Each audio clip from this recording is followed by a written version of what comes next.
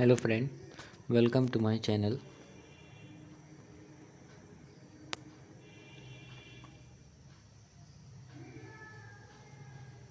Today I will discuss about agriculture, chapter 5, social science class 8 part 1 video. So now let's see. This is the first page and this is the second page. So we know that food is basic requirements human being for their survival. This requirement of food has lead to development of agriculture. तो जैसा कि आपको मालूम है कि food हमारे लिए बहुत ही इम्पोर्टेंट है, तो सर्वाइव करने के लिए हमारे लिए बहुत ही इम्पोर्टेंट है. सेकंड पॉइंट है, earlier human being were dependent upon food gathering, hunting and fishing for their survival. तो पहले के समय में क्या होता था कि ह्यूमन बींग्स जो थे वो क्या करते थे, पहले उन्हें फूड को एक जगह करना पड़ता था, मतलब इकट्ठा करना पड़ता था, और हंटिंग मतलब शिकार करना पड़ता था, और फिशिंग मछली मारना पड़ता था for their survival. Gradually they started growing crops along the river valleys which lead to the beginning of agriculture. अब जब क्या हुआ कि क्रॉप्स का जब ग्रोइंग करना उन्होंने सीख लिया, तब एग्रीकल्चर का बिगनिंग ऑफ एग्रीकल्चर हो गया. तो नाउ रीड अबाउट एग्रीकल्चर. आप सबसे पहले तो जान लो कि आप एग्रीकल्चर होता क्या है. तो agriculture means cultivation of land. Agriculture का मतलब क्या होता है, लैंड मतलब कल्टिवेशन ऑफ लैंड. ठीक है, तो इसका एक और डिफाइन है, agriculture is the science and art rising crops, rearing of live stock, forestry and fishing. तो एग्रीकल्चर एक क्या है, विज्ञान है और एक कला है, जिससे हम लोग क्रॉप्स को ग्रो कर सकते हैं, लाइव स्टॉक मतलब सबको इकट्ठा कर सकते हैं, और फॉरेस्ट को ग्रो कर सकते हैं मतलब फॉरेस्ट ग्रो कर सकते हैं, और फिशिंग कर सकते हैं. अब एग्रीकल्चर का क्या इंपॉर्टेंस है, तो फर्स्ट है influence on climate, control of run off, flood control, noise abatement, recycling of nutrients. तो ये 5 पॉइंट जो है वो इम्पोर्टेंस ऑफ एग्रीकल्चर है. तो अब देखो सेकंड पेज में, फैक्टर अफेक्टिंग एग्रीकल्चर. तो एग्रीकल्चर डेवलपमेंट इज़ पॉसिबल. तो देखो वहाँ पे एक काइन मास्टर वाला लोगो आ रहा है. तो हम लोग क्या करेंगे कि इस पीडीएफ का लिंक दे देंगे आपको पीडीएफ में डिस्क्रिप्शन में, तो आप वहाँ से देख लेना. तो फिर से पढ़ते हैं, agriculture development is possible only in certain regions of the world. It is influenced by the various physical and economical factor they are. अब क्या है कि जो भी एग्रीकल्चर का फैक्टर है तो उसको दो टाइप बांट दिया गया है, फिजिकल और जियोग्राफिकल फैक्टर, और सेकेंड है इकोनॉमिक फैक्टर. तो दोनों को हम लोग पढ़ेंगे. फिजिकल, सबसे पहले तो फिजिकल और जियोग्राफिकल फैक्टर को पढ़ लेते हैं. तो इसको भी 3 टाइप में बांट दिया गया है. तो फर्स्ट है प्लेन्स, जिसे हम लोग रिलीफ भी कहते हैं. The plains are more suitable for agriculture than the highlands. अब क्या होता है, प्लेन में क्या होता है, प्लेन में एग्रीकल्चर बहुत ज़्यादा होता है. ठीक है, अब यहाँ पे क्या होता है, density of population is very high in plains. अब क्या होता है, वहाँ पे पॉपुलेशन जो है बहुत हाई है. This help in providing cheap labour and market for farm products. अब क्या होता है यहाँ पे, इससे हम लोग को प्रोवाइड मिलता है चीप लेबर, और जैसे भी मार्केट में कोई भी सामान रहता है, पेस्टिसाइड, फर्टिलाइज़र्स, ये सब बिकते हैं. अब सेकेंड पॉइंट है climate. Agriculture is highly sensitive to climate variability. अब देखो क्या होता है, क्लाइमेट में भी एग्रीकल्चर बहुत ही सेंसिटिव है. अब each crop has it one requirements of temperature and rainfall. अब देखो क्या होता है, यहाँ पे जो पूरे क्रॉप्स रहते हैं वो किस पे डिपेंड रहते हैं, टेम्परेचर और रेनफॉल पे. The variation in climatic condition support different crop pattern. अब यहाँ पे क्या होता है, क्लाइमेटिक कंडीशन जो है वो डिपेंड करता है क्रॉप्स पे. तो ये क्लाइमेटिक जैसे जुलाई में ये क्रॉप्स होते हैं, जून में ये क्रॉप्स होते हैं, तो इसी तरह. अब थर्ड पॉइंट है सॉइल, जो कि हम पढ़ेंगे आगे. तो ये था फर्स्ट पेज, जिसमें हम लोगों ने पढ़ा एग्रीकल्चर क्या होता है, इम्पोर्टेंस ऑफ एग्रीकल्चर. और सेकेंड पेज में हम लोगों ने पढ़ा फैक्टर अफेक्टिंग एग्रीकल्चर डेवलपमेंट, कैसे हुआ उसका फैक्टर पढ़ा हम लोग। 2 फैक्टर था, तो फिज़िकल और जियोग्राफिकल फैक्टर। एक फैक्टर था इकोनॉमिक फैक्टर, तो उसको हम लोग पढ़ेंगे।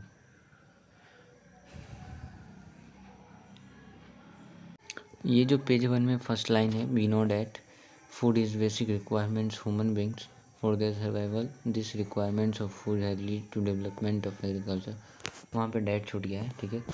तो फूड क्या है कि हमारे लिए बहुत ही इम्पोर्टेंट है, जिसके कारण हम लोग सर्वाइव करते हैं, जैसा कि आपको मालूम है, ठीक है। तो इस लाइन को बहुत ही इम्पोर्टेंट है।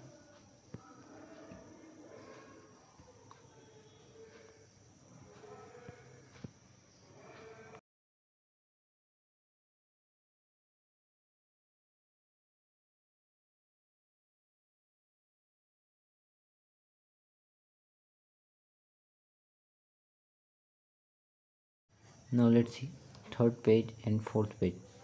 तो थर्ड पेज में था, हम लोग पिछले में पढ़े थे सॉइल। थर्ड फैक्टर तो वो सॉइल। तो सॉइल में पढ़ना है आपको, soil rich minerals and organic matter support agriculture. Soil में क्या रहता है, मिनरल्स मालूम है आपको। उसमें क्या रहता है, ऑर्गेनिक मैटर। ऑर्गेनिक मैटर क्या होता है, जितना भी डिकम्पोज सब्सटेंस जो भी रहते हैं वो क्या करते हैं, डिकम्पोज हो जाते हैं, जिसे हम लोग ह्यूमस बोलते हैं, और उसी को हम लोग ऑर्गेनिक मैटर कहते हैं। तो वो सब क्या करते हैं, मिनरल्स एंड ऑर्गेनिक मैटर, वो एग्रीकल्चर में सपोर्ट करते हैं, ठीक है।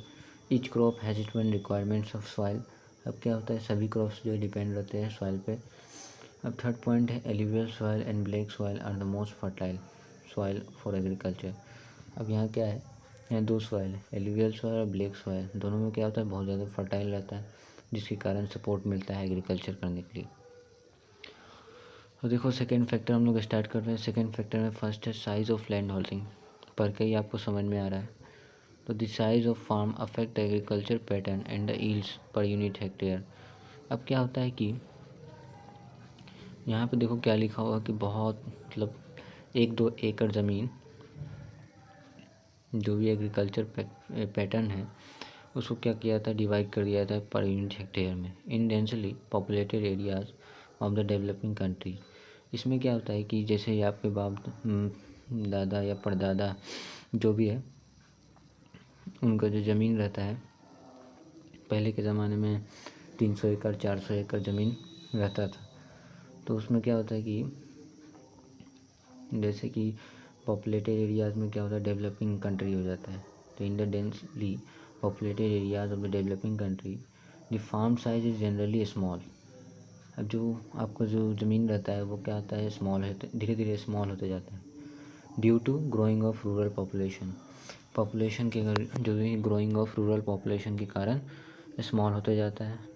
The law of succession which lead to fragmentation of land, the small field are not economically.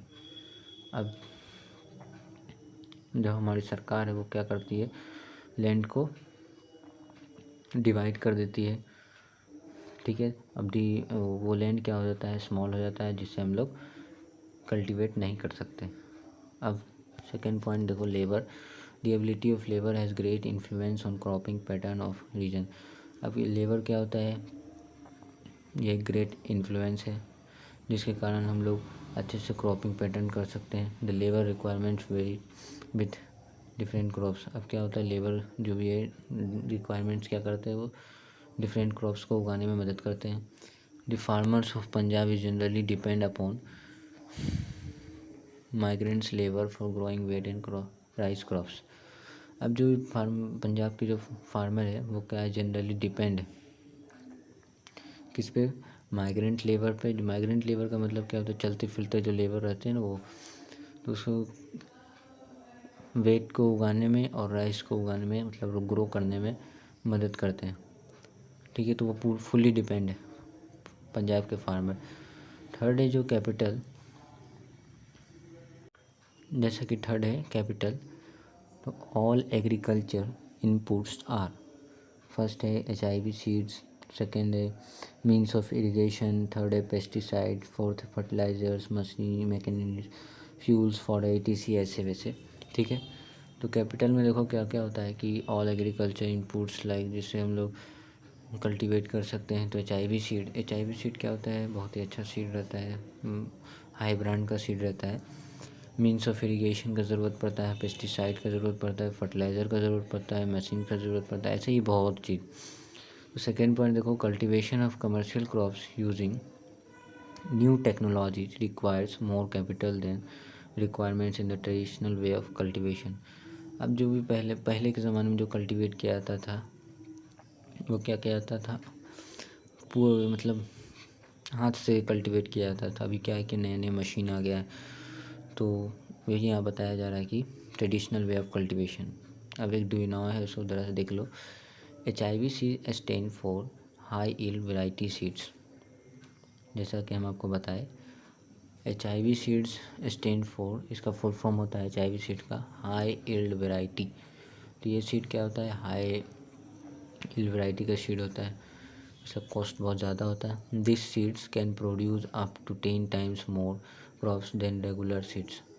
अब जो भी हम लोग रेगुलर सीड खरीदते हैं उसके मुकाबले में ये 10 टाइम्स बहुत ज़्यादा फूड देता है देन रेगुलर। हाँ ठीक है। This seeds have shorter life cycle and enable the farmers to practise multiple cropping. अभी इसका जो एक इस सीड का क्या होता है, शॉर्ट लाइफ होता है, ठीक है। इस सीड का क्या होता है, शॉर्ट लाइफ होता है, फूड ज़्यादा देता है। इसको क्या करते हैं फार्मर, बहुत ज़्यादा स्पेस में लगाते हैं। तो ठीक है, यही ख़त्म हो गया। तो first page, sorry third page and fourth page में हम लोग क्या पढ़े, सॉइल का फैक्टर पढ़े, ठीक है। इकोनॉमिक फैक्टर, सेकंड फैक्टर हम लोग जाने। तो उसमें फर्स्ट था size of land holding, second था लेबर, और थर्ड था कैपिटल, और डू यू नाउ, कुछ डू यू नाउ जाने।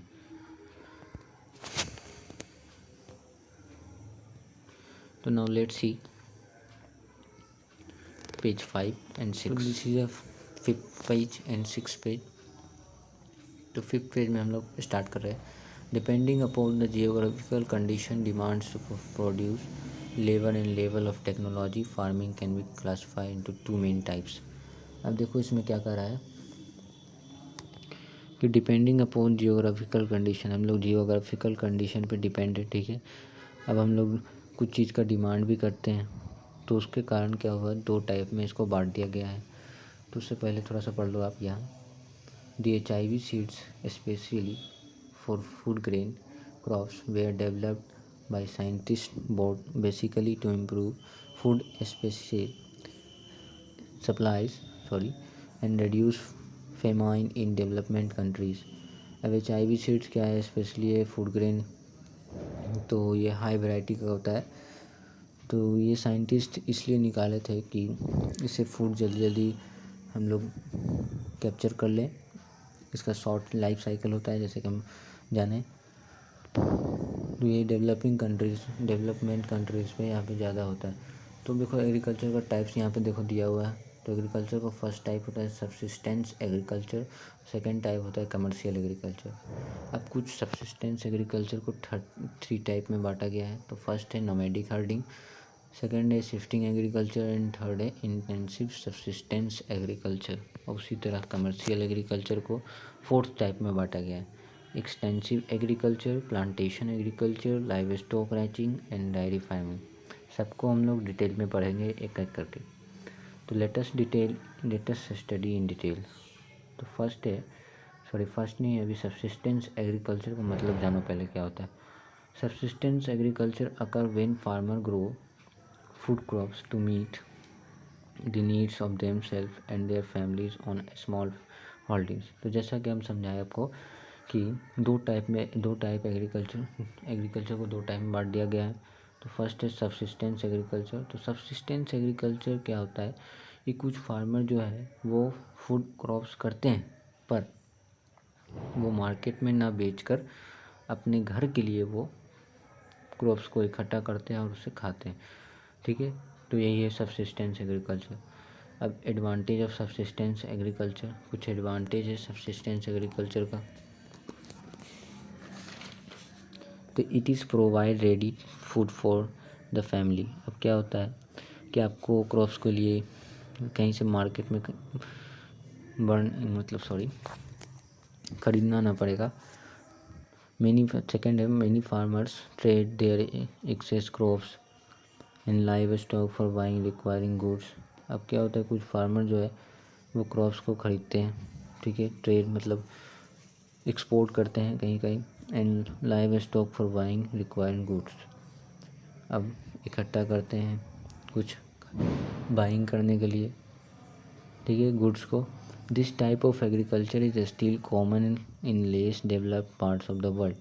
अब ये जो टाइप ऑफ एग्रीकल्चर है ये कॉमन है, ठीक है, लेकिन less developed parts of the world, ये पूरे संसार में थोड़ा लेस है।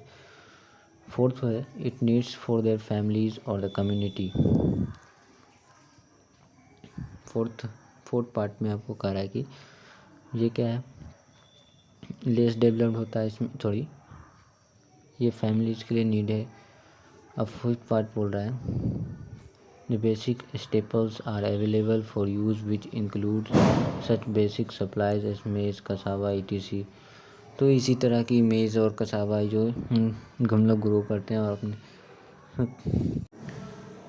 तो ठीक है ये सब था। अब टाइप्स ऑफ सब्सिस्टेंस एग्रीकल्चर देख लीजिए। तो फर्स्ट है नोमैडिक हर्डिंग। तो नोमैडिक हर्डिंग में देखो क्या क्या है, people migrates along their animals from one place to another in search of fodder for their animals. People क्या है, माइग्रेट करते हैं एक जगह से दूसरे जगह एनिमल्स के साथ और फूडर का सर्च करते हैं, ठीक है, फूडर का मतलब होता है फूड, उसका सर्च करते हैं फॉर देयर एनिमल्स के साथ। Generally they rear cattle, sheep, goats, camels and yak for milk, skin, meats and wolf। Generally क्या होता है कि अब ये कुछ एनिमल्स है, शीप, गोट्स, कैमल्स एंड याक्स, ये सब क्या होता है कि इसके साथ इन्होंने ट्रेवल करते हैं और इससे मिल्क प्रोड्यूस करते हैं, स्किन प्रोड्यूस करते हैं, मीट प्रोड्यूस करते हैं एंड वूफ प्रोड्यूस करते हैं। थर्ड पॉइंट है it is a common in parts of central and western Asia, east and south west Africa and north east Eurasia. अब ये सब कहाँ कॉमन है, सेंट्रल में, वेस्टर्न एशिया में कॉमन है, east and south west Africa में कॉमन है, नॉर्थ यूरेशिया में कॉमन, नॉर्दर्न यूरेशिया में कॉमन। फोर्थ पॉइंट है in India Bhutias and Gujjars are the nomadic types of Himalayas. अब देखो इंडिया में कहाँ कहाँ कॉमन है, इंडिया में भूतियाज में कॉमन है, गुजर्स में कॉमन है, ये सब हिमालयाज में, तो वहाँ कॉमन। सेकंड है शिफ्टिंग एग्रीकल्चर। तो शिफ्टिंग एग्रीकल्चर में फर्स्ट पॉइंट हम लोग पढ़ने जा रहे हैं, shifting agriculture is also called slash and burn agriculture. तो shifting agriculture is also called slash and burn agriculture. Shifting agriculture को हम लोग स्लैश एंड बर्न एग्रीकल्चर भी करते हैं। Second point after the soil loses it fertility the land is avoided and cultivators move to a new plate. अब जब क्या होता है कि सॉइल का जो फर्टिलिटी है वो लूज़ हो जाता है तो वहाँ पे कल्टीवेट करने में बहुत आसानी होगा, तो इसलिए क्या होता है कि वो लोग वहाँ से हट के न्यू प्लॉट्स में चल जाते हैं। थर्ड पॉइंट है people cultivate the lands with simple tools. अब पीपल क्या करते हैं, लैंड को जो कल्टीवेट करना है तो वो बहुत ज़्यादा मशीन्स का यूज़ नहीं करते, सिंपल टूल्स का यूज़ करते हैं। Per hectare ills is now, ये लिखा हुआ है, ठीक है। फोर्थ पॉइंट है people who follows shifting agriculture do not lead settle life. अब पीपल जो है इसमें भी क्या होता है कि शिफ्टिंग एग्रीकल्चर जिसे हम लोग पढ़ा है, शिफ्टिंग एग्रीकल्चर में क्या होता है, ये एक जगह सेटल लाइफ नहीं रहते। फिफ्थ पॉइंट है it is a prevent in dense forest of tropical Africa south east Asia and some part of the north east India. अब ये सब कहाँ होता है, देखो जैसे में डेंस फॉरेस्ट में होता है, जैसे में tropical Africa, south east Asia and some parts of north east India में होता है इसमें। अब crops like cassava, maize, sweet potato and tapioca are grown in this farming. अब देखो इसमें शिफ्टिंग एग्रीकल्चर में क्या क्या क्रॉप्स होता है, तो कसावा होता है, जैसे में मेज होता है, स्वीट पोटैटो होता है and tapioca are grown in this farming. अब इस फार्मिंग में ये सब क्रॉप्स को उगाया जाता है, ठीक है, या ग्रो किया जाता है। थर्ड जो है वो है इंटेंसिव सब्सिस्टेंस एग्रीकल्चर। तो फर्स्ट है the nature of agriculture has change in this many areas. अब जो है जो नेचर है वो एग्रीकल्चर जो क्या होता है वो चेंज हो जाता है कई कई एरियाज़ में। सेकंड में it is no more subsistence, ये क्या होता है सब्सिस्टेंस में नहीं रहता है। थर्ड पॉइंट है it is a steel. The term intensive subsistence is used to describe the agriculture practice on small plots of land in thickly populated parts of the world। अब ये क्या है इंटेंसिव सब्सिस्टेंस, जैसा कि आप देख रहे हैं यहाँ पे इंटेंसिव सब्सिस्टेंस एग्रीकल्चर जो भी है is use to describe agriculture practice. अब ये क्या होता है कि यहाँ पे एग्रीकल्चर प्रैक्टिस किया जाता है स्मॉल प्लॉट्स, मतलब स्मॉल प्लॉट्स में यहाँ पे कल्टीवेट किया जाता है और वहाँ पे thickly populated parts of the world. अब यहाँ पे बहुत सारे लोग नहीं रहते, थोड़े से लोग रहते हैं तो वहाँ पे उसलिए कल्टीवेट किया जाता है स्मॉल प्लॉट्स में। फोर्थ पॉइंट है the peasants are so land and hungry that every bit to deliver land is utilise for agriculture. तो इस लाइन का मतलब है कि मटर की भूमि इतनी भूखी है कि खेती के लिए हर बीट योग भूमि का उपयोग किया जाता है। तो अब देखो कमर्शियल एग्रीकल्चर। तो कमर्शियल एग्रीकल्चर क्या होता है? Commercial agriculture is typically done on a very large scale with the purpose of selling the produce in the market to make profits. Commercial agriculture क्या होता है? एक टाइपिकली है, ठीक है। यहाँ पे क्या होता है, जो भी एग्रीकल्चर होता है बहुत लार्ज स्केल में होता है और उसे हम लोग सेल करते हैं मार्केट में बहुत, ठीक है। अब crop specialisation, it is a specialist form of agriculture which is practiced on a very large size of farms. It is also called crop specialization। अब ये क्या है, ये स्पेशलिस्ट है क्रॉप एग्रीकल्चर जो भी होता है यहाँ पे ये बहुत ही लार्ज साइज में होता है, तो उसे हम लोग क्रॉप स्पेशलाइजेशन कहते हैं। तो जैसा कि आपको पता है कि कमर्शियल एग्रीकल्चर को हम लोग 4 टाइप में डिवाइड किए थे। Extensive agriculture, dairy farming, plantation agriculture, livestock. तो let us study in detail one by one. तो फर्स्ट है एक्सटेंसिव एग्रीकल्चर। तो फर्स्ट इसमें पॉइंट है it is practice in developing countries such as Australia, Canada, Russia and USA. अब ये सब practice किया जाता है, जिस एग्रीकल्चर को प्रैक्टिस किया जाता है कहाँ कहाँ, जहाँ डेवलपिंग कंट्रीज जो भी है Australia, Canada, Russia and USA. Second point है Australia is done on a large scale on big lands holding by using modern machines. Agriculture क्या है, ये लार्ज स्केल में एग्रीकल्चर कल्टीवेट किया जाता है, ठीक है, on land holdings modern machine के साथ ही को कल्टीवेट किया जाता है। थर्ड पॉइंट है it is generally practice in specially populated regions. अब ये क्या होता है, यहाँ पे जनरली प्रैक्टिस जो भी किया जाता है वो पॉपुलेटेड रीजन के साथ किया जाता है, तो ठीक है। तो इसमें हम लोग पढ़े इंटेंसिव सब्सिस्टेंस एग्रीकल्चर, उसका कुछ पार्ट, ठीक है। और हम लोगों ने पढ़ा शिफ्टिंग एग्रीकल्चर के बारे में पढ़ा, क्रॉप स्पेशलाइजेशन के बारे में पढ़े हम लोग, उसके कमर्शियल एग्रीकल्चर के 4 टाइप्स के बारे में पढ़े। देखो एक्सटेंसिव एग्रीकल्चर के यहाँ पे 3 पॉइंट है, तो आगे हम लोग और पढ़ेंगे और है, ठीक है। तो और है तो नेक्स्ट वीडियो में हम लोग इस एक्सटेंसिव एग्रीकल्चर को फिर से दोबारा कुछ पॉइंट जो बच गए हैं उसे हम लोग पढ़ेंगे। तो नेक्स्ट वीडियो में आपका एक्सटेंसिव एग्रीकल्चर से स्टार्ट होगा, तो ठीक है।